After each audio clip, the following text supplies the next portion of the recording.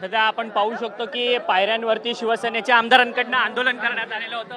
भरत गोगावलेत आपल्या बरोबर. भरत शेठ, तुम्ही आंदोलन करत आहात.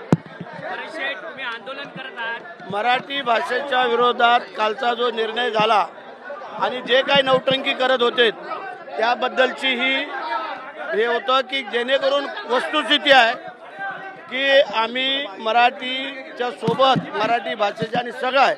आणि काल मुख्यमंत्री उपमुख्यमंत्री साहेबांनी जो काय निर्णय घेतलेला आहे तो या महाराष्ट्राच्या हितासाठी घेतलेला आहे आणि ज्यांनी चुकीचं करत होते त्याबद्दल आजचा हा धिक्कार.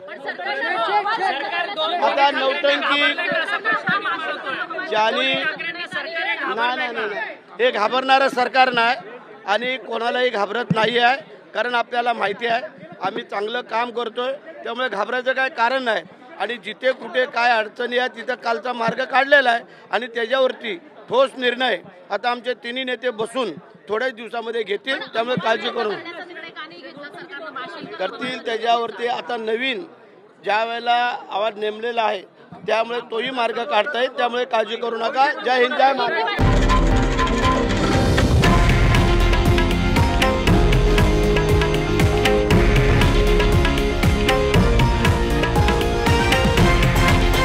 हे आहे देशातील नंबर 1 न्यूज नेटवर्क आणि आपण पाहत आहात TV9 मराठी, एकमेव.